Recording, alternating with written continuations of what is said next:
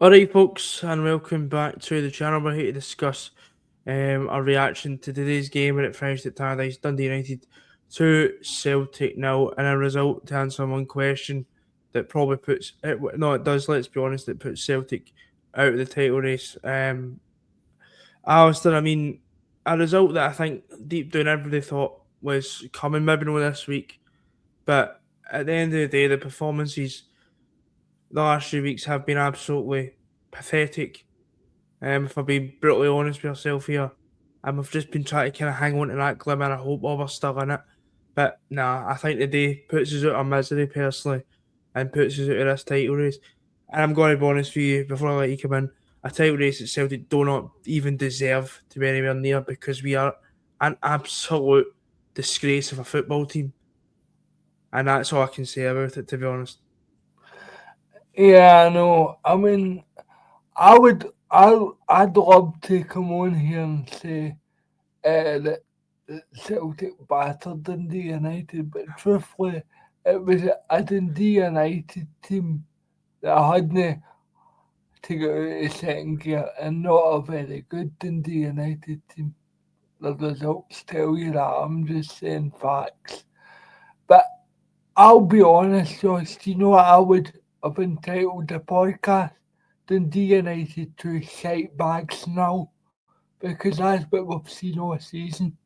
And I've held a lot in. I've given them the benefit of doubt how they're serial winners, how it's a mentality thing. That was a team that gave up the day. And The and teams gave it. basically, The team gave up months ago, in my opinion. I've said that for months. no, they've been through the motions for months. But the Mm. days of the day it finally all come home to roost. And I don't I don't think enough players in that team give a shit, quite frankly. I think they've they've had stuck in the last place and they've asked a legendary manager to come back no once, twice, and basically they've they've gave him half a dozen loan players and Uh, and that's what you get. That's what you get. aye, no, definitely. I mean, I'm going to come on it because I think everybody there's a lot of blame, and I think every single part of this club is to blame for it, from players, managerial, and the board. Um, the board have put us in this situation. Um, they have they have hanged like a season for this to happen. But we've kind of been. I'm going to be honest, we've not really ever been in it. In my opinion, I always said that I thought Hearts would win the league because I just thought, Celtic, I will be grinding out results. But I've said it for months and I stand by it. It's not sustainable, and that showed the day. You can't just keep, doing the bare minimum and maybe nicking a goal. It's not going to work because we come up against a side like Dundee United, maybe not the best side in the league. Quite like ourselves, ironically. That, but what they The did better, have the better forward players than we have. the better forward players, but that's not difficult. But what they have got is fight. They fight. They fought it out. They go to every single second ball. They dominated us, with shots. Yep. They let Celtic have the ball because that's you're 2-0 up. You're going to sit back on your lead and you're going to let Celtic have the ball. But this result, there's so many people to blame, from players to managerial staff to the board with these results and just this season. And I'm sorry, in this podcast, I'll not be letting any of the three that what I've just mentioned off lightly because I don't think they should be off lightly. And I hate to say it, but I include Martin O'Neill in that. I don't. He's a legend of the club, and he's a he gets his plaudits for coming back, but he's not above criticism either. No manager in Celtic history has ever been above criticism, and there's a few things that also point out that I just felt he got completely wrong. To the players,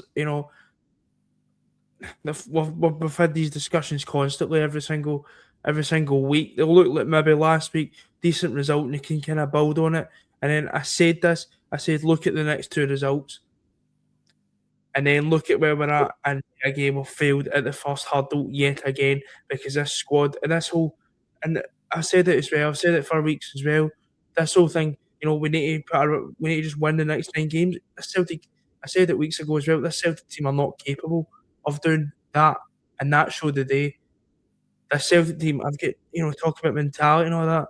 Well done. You beat Rangers in penalties. You got your plaudits for that. You come back at Ibrox and drew 2 each, but you only drew 2 each because an absolute horror show in the first half. I think there's a lot of untruths that need to start being told about this Celtic squad because, as you said, Alistair, we've both gave the plaudits and maybe let things slide. But I mean, and the worst thing is, Alistair, you're not even shocked by the result because I certainly am. No, I would say, Josh, the feeling coming out the stadium was disappointed, but really, I felt surprised. No, really. It wasn't even anger, it was, okay, you know what? This is what this team clearly. That's what they do. This is what they do. I'm going to say something, and people might say I'm over-egging it here, but to me, we just look a bog standard Scottish Premier League side, and that shouldn't be the case. I'd even say bog. Honestly, I'd even say worse than bog standard. I think we're genuinely horrendous. I genuinely think. You look at Motherwell, you look at Hearts, you look at Rangers, you look at the other teams in the league. And I think a lot of these players would struggle to get into other teams in this domestic league. I think they're that bad. I look at players like McCowan, terrible. I mean, he would not even get a game. Now, I watch a lot of junior football, and he would not even get a game. I think Fine Woman said he wouldn't get a game for St Rocks. And I think I would actually wholeheartedly agree with that because, as I said, I watch junior football, I see the standard of it. I mean, genuinely terrible. The front line. What front line? I mean, it is genuinely pathetically bad. Have a front line. Don't have one line. Be completely honest. Taneke and Yang, they show things in flashes and it's all well and good, but they've not consistent. We've not got a centre forward who can actually take that number 9 jersey and make it his own. And, we have got, Liam Scales, again, terrible. Absolutely terrible. But maybe that is be that, to be fair. Aye, probably is. I mean, he's just going generally, because it's horrendous. The whole squad is horrendous. McGregor, seriously. Didn't it look anywhere near that? Go to Saudi in the summer, please. I'm going to be perfectly honest with you. Because you're nowhere near it. No. That is a terrible performance from the captain today. And he should know the pressure we're under. That his part in the second goal is absolutely disgraceful.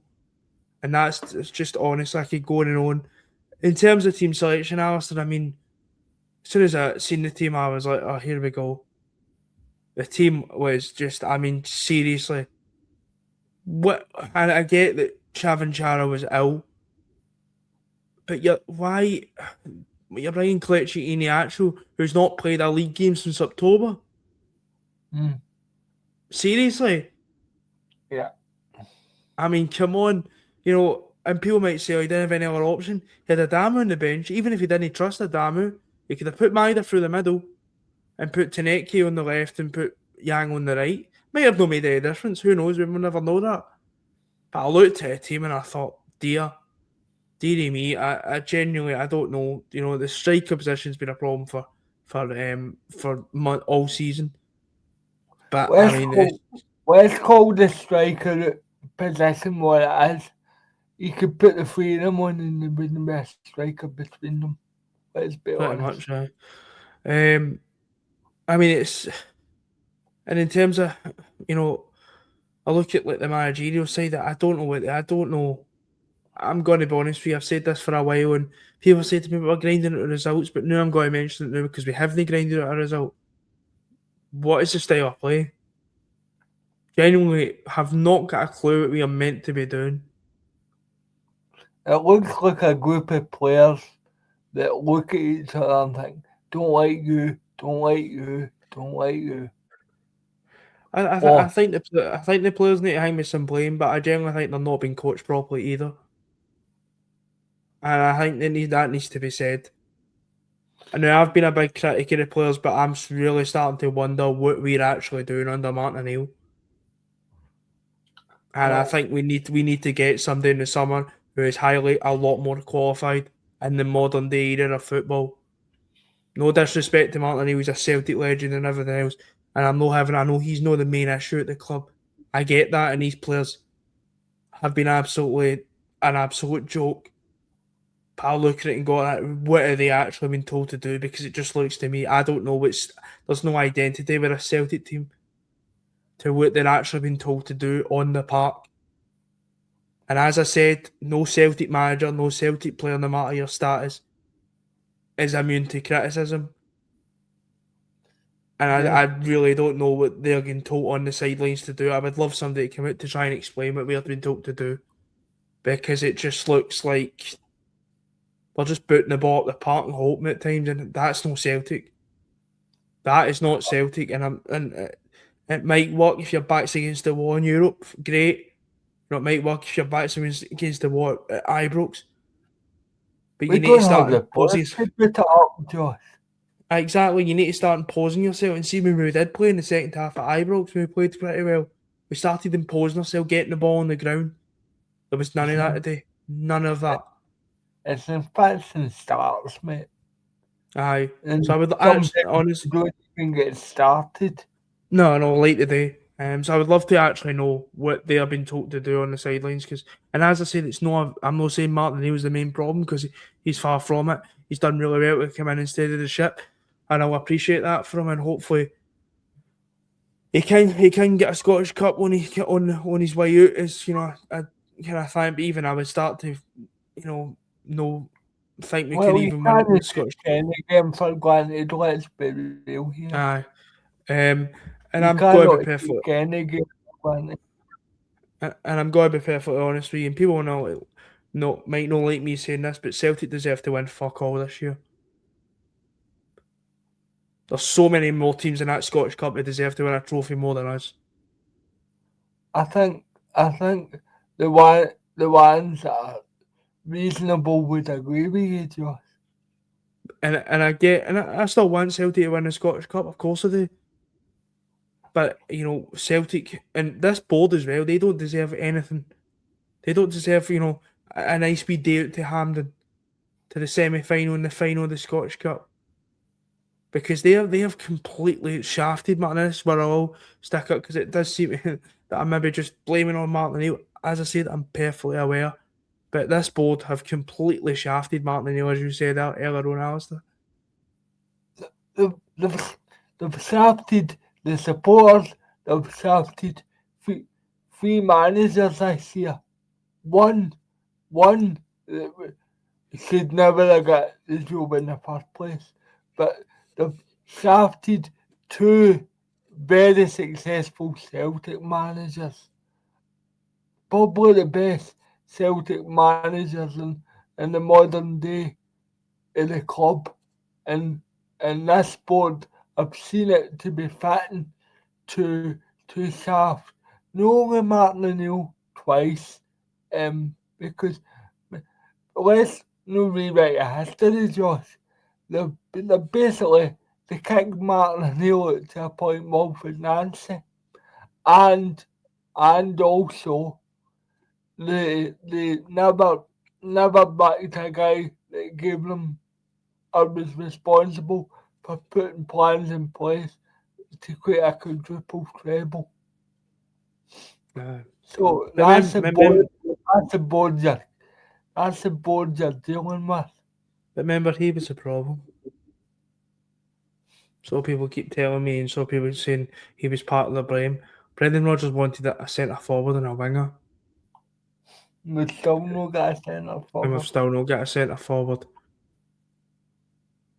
I'm sorry, and people, I'm probably known as probably one of biggest Rodgers defenders because I genuinely don't think he done anything wrong.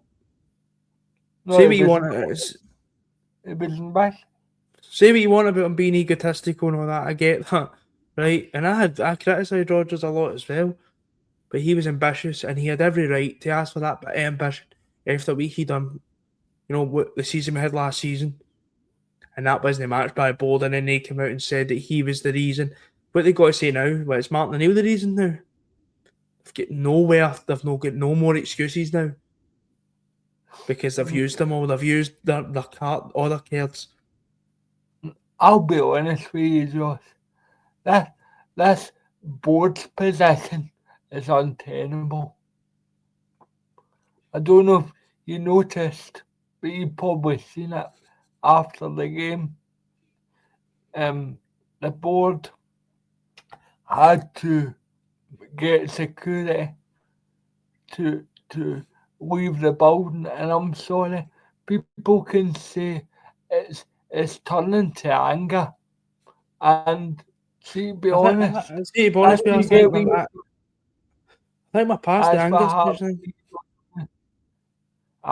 we are, mate, but the only thing I will say, that's what you get when you don't communicate with people No, and treat people like that. And it's been just a complete. It caps off another ridiculous week for Celtic Football Club this season, where they also the whole Castro Schmeichel debacle, where Martin O'Neill's come out and say he doesn't know anything about it, and then it just caps off an absolute shambles. Week at Celtic Football Club. Bigger picture thing, Alistair, if there is something is such a bigger picture here. Without the title race, I mean, we said at the start of it, you need to win every single game at the end of the season and just do your business. Hearts and Rangers both done their business and we have failed. So in my opinion, the title race is done. Fair point of view, I would say so. Mm-hmm. I would say so. And I'll tell you why, because people might say that Hearts might drop points and Rangers might drop points. Fine, but what gives you any confidence? What gives you any confidence in the split that we've got? What happens? I've got after a national break, we go to Dens Park. I've got no confidence we'll get a result there. We play St Mirren at Celtic Park. No confidence we'll get a result there. What gives you the confidence we get into us? And that's what I'm saying to people who still think that. What gives you the confidence to say that we when Hearts come to Celtic Park, we'll beat them? Then we go to Fir Park. If it is Fir Park, then we'll beat Motherwell. And what gives you the confidence we'll beat Rangers when they come to Celtic Park? It's just blind faith now. And exactly. To sum it up, that was the easiest test we're going to get all season. In terms of where Dundee United are on the table. I think Josh, they might have won 2 games since the Wilfred Nancy game until today, but hey presto, they beat us twice. And can I just put a bit of clarity in it for people? The first time since 1986, Dundee United have beat us twice at home. And I'll show you where I'll show you. There was a stat that Sky put up, and this is damning. This just shows how the Celtic team are away. From other Celtic sides. This is the first time since 1999-2000. The John Barnes and Kerry Dalglish that we have lost 8 games in a league season. That's for the Celtic team, innit? That's where they're at. And Joe, that's what I was going to say. I would actually research how many games they lost that season because I generally think if it's not too much more, we could genuinely eclipse that. And probably break another record or make our own records, so to speak. I think Josh, because, and do you know why I don't give it a cat and hell's chance? Do you know why? Because I look at that team the day and I think, you've chucked it. you've chucked it. You could Aye, say that we lost 9 games that season. 9 games.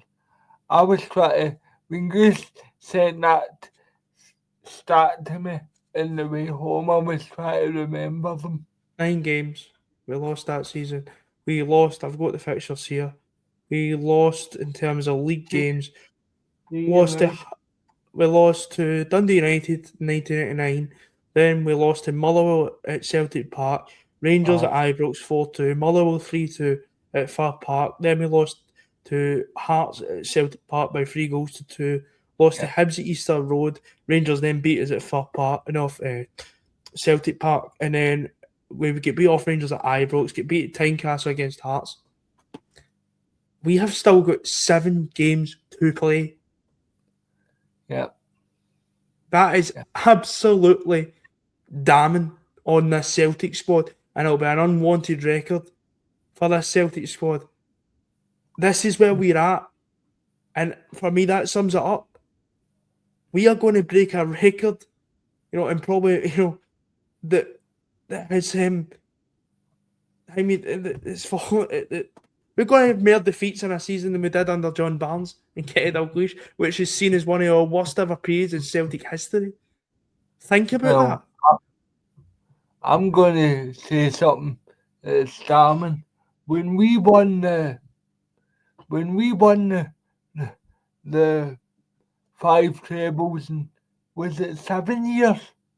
I think it was 5 and 7. We never lost 8 games in the whole of that run. Just think about that. No, you would have witnessed it in the 1999-2000 season. Is this squad worse? Far worse. Because I'll go through some of the names if you want me to, Josh. We had Johnny Gould got a bad injury with Paul Lambert, with Stan Petrov. Barnes, for some unknown reason, played. Do you know who was in that squad as well, by the way, ironically? I've just looked at the squad list. Jim Goodwin. Yeah. They only played 1 game right at the end of the season. They only ever played 1 game for Celtic, but I get the point. Mm-hmm. But I'm going to say this. The thing that gave me hope back then was we had Larson to come back. We had good players to build around. This team needs a complete gutting. And it's okay saying, we'll bring players in the summer. Yeah, we will. But what quality? What type? Aye. I've always says Celtic, the first thing Celtic should be looking for this summer in terms of the transfer window is a top centre forward. I think every good Celtic team starts with a good centre forward. You're only as good as your centre forward. Because if you look at history, Edward, who I'd take back in an absolute heartbeat, Dembele, Griffiths, Chief, kid on, Kazim Richards. The day for that, Joe. I know, I'll not make jokes, but you had good centre forwards, Hooper, like even your Scott McDonald, players like that, who were decent. A good centre forward had a bit of pedigree about them. You knew they were, even if you're playing bad, like today, he might pop up with a goal. I miss Kyogo. There you go, Kyogo. If Ange Postecoglou was playing, maybe not playing the team on the bench. Aye, you knew Giakoumakis or Kyogo would, maybe step up with a goal. Nicholas Goonan, people say, would you take him back? Can we get a loan at the end of the season? No, you would need. I genuinely, I was trying to think about this. In my lifetime, I genuinely don't think I've seen a more blunt Celtic team in my life. And I know Benjamin Niguin's done his bit, but my God. It was terrible as well. Absolutely terrible. And that's your top goal scorer. one of the tactical changes I want to discuss before we wrap up. You've got a right back on the bench. You put I Ray know, Watati right back. I know. What? I genuinely thought that was, now bear in mind, I don't know anything about tactics, right? But I genuinely thought, okay, he's went to a back three and he's tried to push to try to get a bit of impetus to get us up the field. That's what I thought. Rightly Aye. or wrong. But if, and can I say ironically, Kobe Kobe Donovan again was one of the better ones. But the fact is, we're relying. If you look at that back four, the fact that Austin Trust is on the bench and doesn't go on. Um, See the thing with Kobe Donovan. I didn't think Pearson had a great game, if I'm being honest, right?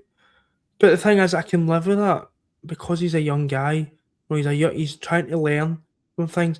I'm seeing professionals who have done it for years. Maeda, Negrin, Hatate, McGregor. That's not acceptable. You've got the experience. Kobe Donovan, no, I can accept it, but he's a young kid. yeah, he shouldn't be relying on him. He should be on loan somewhere, learning his skills. No, generally, I wouldn't mind keeping him around because I think he's a good player. But he's the last player. If we has a bad game, we should be jumping on the back of. Yeah, Because especially when there's seasoned professionals out there who have done it for years, your Callum McGregors, your Negrins, your Hatatis, your Tierneys, who are not putting a shift in. They're the players you criticise first. there were players out there the day, Josh, no batting the ball, and I Aye. don't know if it was obvious Oh, it was on the definitely. TV, but you could certainly see it. I mean, I'll give you an example, and again, it sounds like I'm criticising England, who has got good figures in No, terms of he's goals, he's up for criticism like everybody else. but He's got good figures, but his performance today was terrible. what I was going to say was, I don't remember him passing the ball forward once. No, and you It could was say that back, about a lot back, of the team. No, or the because nobody was wanting to take the ball, and you know what? I'm going to take this into my own hands. Mm. But if you And flip back to Dundee United there, that I think it was a winger who took on about 4 guys and beat them all, took it in his own hands. Celtic were just, no, you take it, no, you take it, no, you take it. That's not I'm going to acceptable. ask you a question, Josh, if I may. If if if he could magically um remove the entire squad, who would you miss?